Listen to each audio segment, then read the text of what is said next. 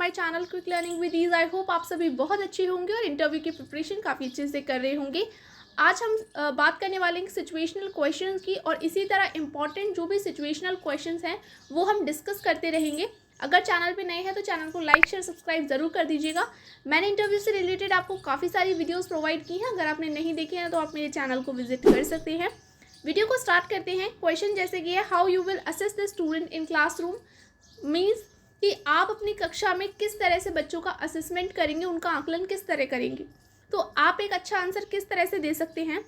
तो देखिए, आप बोलेंगे by formal and informal method. Means आपको ऐसे नहीं बोलना, आपको यहाँ से बोलना है, sir I will use different form of test because some student में excel in oral test but struggle in writing और some in expressing their thoughts. Means क्या है, आप फॉर्मल एंड इनफॉर्मल मेथड्स का यूज़ करेंगे। फॉर्मल होते हैं आपके समेटिव असेसमेंट्स और इनफॉर्मल होते हैं आपके फॉर्मेटिव असेसमेंट्स। तो आप क्या करेंगे, इन असेसमेंट का यूज़ करके आप बच्चों को असेस करेंगे, क्योंकि कुछ बच्चे क्लास में ऐसे होते हैं जो ओरल में बहुत अच्छा परफॉर्म करते हैं और कुछ बच्चे ऐसे होते हैं जो कि रिटन में बहुत अच्छा परफॉर्म करते हैं। वो ओरली अपने जो थॉट्स हैं उनको एक्सप्रेस नहीं कर पाते। तो आप दोनों ही तरह के टेस्ट की हेल्प लेंगे बच्चों को असेस करने के लिए। अब आप ओरल टेस्ट में क्या करेंगे, तो देखिए ओरल टेस्ट में आप क्या करेंगे, आप क्विज गेम्स करा सकते हैं बच्चों को। ठीक है, मतलब आपने कोई क्वेश्चन पूछा और फिर आपने दो टीम्स बना ली और टीम वाइज आप आंसर पूछ रहे हैं कि ये टीम बताएगी इस तरह से, दूसरी टीम बताएगी, और आप उनके नंबर काउंट कर रहे हैं। तो इस तरह से आप क्विज गेम खिला सकते हैं। Pre class open ended question, ये क्या होते हैं, आपने कोई टॉपिक पढ़ाया मानिए, और आज आपने जहाँ तक उसे कंप्लीट कर दिया, तो जब आपकी नेक्स्ट क्लास होगी तो आप बच्चों को रिकॉल करने के लिए क्या करेंगे, जो कल आपने पढ़ाया था उससे रिलेटेड कुछ ओपन एंडेड क्वेश्चन पूछेंगे कि बच्चों को कितना कल समझ आया था, कितना उन्होंने समझा उस चीज़ को, और क्या उन्हें अब तक कुछ याद है या नहीं। तो आप ये चेक कर सकते हैं। Next, live multiple polls. Live multiple polls क्या होते हैं कि आपने कोई क्वेश्चन दिया बोर्ड पे और आपने उसके 4 ऑप्शन लिख दिए। अब आप बच्चों से हाथ खड़ा करके पूछ सकती हैं कि कौन कौन से बच्चों का ए आंसर है, किस किस बच्चे का बी आंसर है और किस किस बच्चे का सी आंसर है। तो आप उस तरह से नंबर को काउंट कर सकती हैं। मानिए ए आंसर 10 बच्चों ने दिया, बी आंसर 5 बच्चों ने दिया और सी आंसर 2 बच्चों ने दिया। तो इस तरह से आप लाइव मल्टीपल पोल करा के बच्चों को लर्निंग अच्छी कर सकते हैं। Next, quick emoji scale. Quick emoji scale क्या होता है कि लाइक छोटे बच्चों के लिए हेल्पफुल है कि जो बच्चे अपनी बातों को एक्सप्रेस नहीं कर पा रहे हैं, उन्हें समझ आया या नहीं आया, तो आप बोर्ड पे क्या कर सकती हैं, इस तरह के इमोजीज बना सकती हैं। बहुत अच्छा, ठीक है, कम अच्छा, या बिल्कुल समझ नहीं आया, ये वाला इमोजी, ठीक है, या फिर थंब का इमोजी, कुछ इस तरह से। और बच्चे से कह सकती हैं कि आप आके यहाँ पे टिक लगाओ कि आपको कितना समझ आया। तो वो मे भी यहाँ से क्या है, समझ सकता है कि हाँ, अगर उसे बहुत अच्छा समझ आया तो वो ये वाला लगाएगा, उसे बिल्कुल समझ नहीं आया तो वो ये वाला लगाएगा। तो यहाँ से आप बच्चों की क्या है, मन की बात को निकलवा सकते हैं कि उन्हें कितना समझ आया या कितना नहीं आया। फिर आप अपनी टीचिंग स्टाइल उसके अकॉर्डिंग चेंज कर सकते हैं। तो इस तरह से आप बच्चों को क्या है, बच्चों से फीडबैक ले सकते हैं, बच्चों की बात को जान सकते हैं कि उनको कितना समझ आ रहा है या नहीं। इसमें आप एक चीज़ ऐड ज़रूर कीजिएगा, आई ऑल्सो, ये वाली जो बात है, I also grade in class activities like recitation, desk work, group activities etc. Means क्या है, ऐसा नहीं कि सिर्फ मैं ओरल टेस्ट और या फिर रिटन टेस्ट तक ही रहूँगा। मैं क्लास में जो बच्चे पोम रेसिटेशन अगर बच्चे ने किया है तो उसको भी चेक करते हुए उसका असेसमेंट करूँगा। उसने ग्रुप में कितना अच्छा काम किया, ग्रुप एक्टिविटीज़ में उसने टीम वर्क कितना अच्छा किया, उसको देके मैं असेसमेंट करूँगा।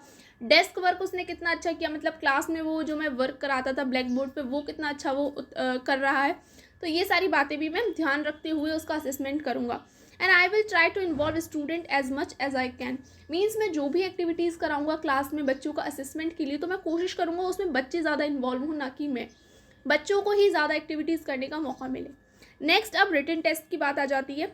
तो रिटन टेस्ट भी अपने आप में बहुत ज़्यादा इंपॉर्टेंट है। ऐसा नहीं है कि रिटन टेस्ट अच्छे नहीं होते, और ये आपसे क्रॉस क्वेश्चनिंग भी की जा सकती है कि रिटन टेस्ट क्या है, रोट लर्निंग को बढ़ावा देते हैं, तो क्या आप रिटन टेस्ट लेना पसंद करेंगे। तो देखिए क्या है, रिटन टेस्ट लाइक मैं वीकली टेस्ट लूँगा at the end of the week, and the monthly test means मैं क्या है, मंथ के लास्ट में भी टेस्ट लिया करूँगा। To see where the class standing, मतलब मेरी क्लास है जो मैं पढ़ा रहा हूँ तो वो कहाँ स्टैंड कर रही है। अब it will promote rote learning, तो ये आपसे क्वेश्चन किया गया कि ये तो क्या है, रोट लर्निंग को प्रमोट करेगा कहीं ना कहीं। रिटन टेस्ट क्या होते हैं, बच्चे रट रट के आएंगे कि उनके अच्छे मार्क्स आएँ, और इस वजह से क्या वो रोट लर्निंग नहीं करेंगे, वो कुछ समझेंगे ही नहीं। तो देखिए No sir, firstly in my opinion also the most important thing is to focus on each lesson and give my best to make sure that student understand what's going on. Means क्या है, ऐसा नहीं है sir, सबसे पहले तो मैं यही बिलीव करता हूँ कि मैं क्या करूँगा, हर एक लेसन को इतने अच्छे से पढ़ाऊँ कि बच्चे को क्या है बहुत अच्छे से समझ आए, और मैं अपने क्या है eight the end of mile मैं एंड तक कोशिश करूँगा कि बच्चे को पूरी तरह हर चीज़ समझ आए। ठीक है, इसके बाद आप क्या बोल सकते हैं, at the end of the day weekly test या फिर short format test should also motivate the student to do their homework and practice regularly, which is only good for them, and they help us the teachers understand if we are doing a good job or we have to improve our teaching method in order to achieve better result with students. Means क्या है, देखिए written test के अपने बहुत सारे फ़ायदे हैं। इससे क्या है, बच्चों की एक रिटन हैबिट रहती है। ऐसा नहीं कि आप सिर्फ ओरल पूछ रहे हैं और बच्चों की जो लिखने की आदत है वो बिल्कुल ख़त्म हो जाए। इससे उनके जो फाइन मोटर स्किल्स हैं वो भी बहुत अच्छे काम करते हैं। जो लिखने की हैबिट होती है वो कहीं ना कहीं क्या है, जो उनके थॉट्स हैं उनको अच्छे से एक्सप्रेस करने का मौका देती है। ओरली एक बच्चा उतना अच्छा एक्सप्रेस नहीं कर पाता जितना कि वो रिटन में अपने और अच्छे बातों को लिख सकता है। नेक्स्ट क्या है कि ये बच्चे को होमवर्क करने के लिए भी क्या है, बच्चा रोज़ होमवर्क करेगा लिखकर, तो वो क्या है धीमे धीमे याद होगा और वो वीकली टेस्ट के लिए क्या होगा, प्रिपेयर होगा। ऐसे नहीं कि वो रट के आएगा। तो अगर आप उसे अच्छे से पूरा आपने समझाया है, आप उसका फॉर्मेटिव असेसमेंट भी कर रहे हैं, उसको हर एक तरीके से आपने समझाने की कोशिश की है, तो रिटन टेस्ट कोई बुरी बात नहीं है। रिटन टेस्ट जब बेकार होता है जब आपने सिर्फ पढ़ाया, कोई एक्टिविटी नहीं कराई, बच्चे को कहीं इन्वॉल्व नहीं किया, आपने लेक्चर दिया और आप सीधा क्या है रिटन टेस्ट पे आ गए। तो बच्चे को चाहे समझ आया चाहे नहीं आया, वो रिटन टेस्ट के लिए क्या करेगा, सिर्फ नंबर्स के लिए पढ़ के आएगा, उसे कुछ समझ नहीं आया।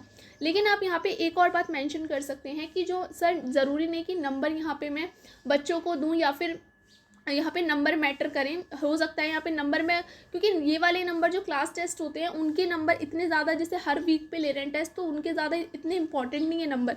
ये टेस्ट किसके लिए होते हैं, ये टेस्ट फीडबैक के लिए होते हैं कि बच्चे को कितना समझ आ रहा है, क्या लर्निंग गैप है जिस पे हम सुधार कर सकते हैं। ठीक है, बच्चे के विज़न के अकॉर्डिंग हम अपने आप को कैसे चेंज कर सकते हैं, ये इसके लिए होते हैं।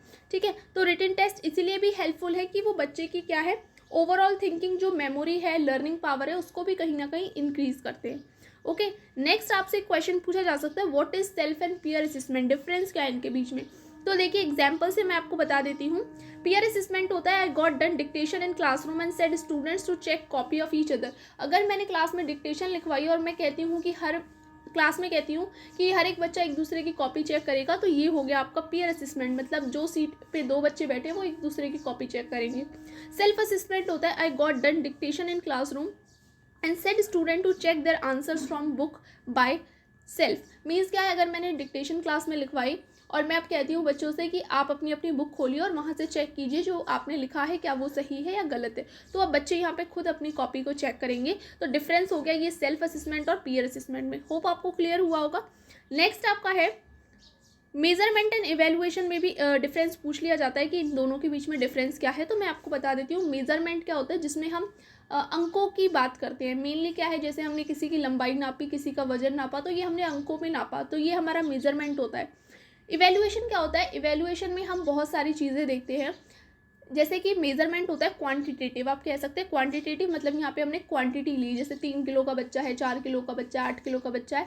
या फिर इवेलुएशन में हम क्या करते हैं, उसके हर एक चीज़ को देखते हैं, उसकी बिहेव उसका कैसा रहा, उसने टीम वर्क में कितना अच्छा परफॉर्म किया, उसकी राइटिंग कैसी है, वो ओरल टेस्ट में कितना अच्छा करता है, उसका दूसरों के साथ बिहेवियर क्या है।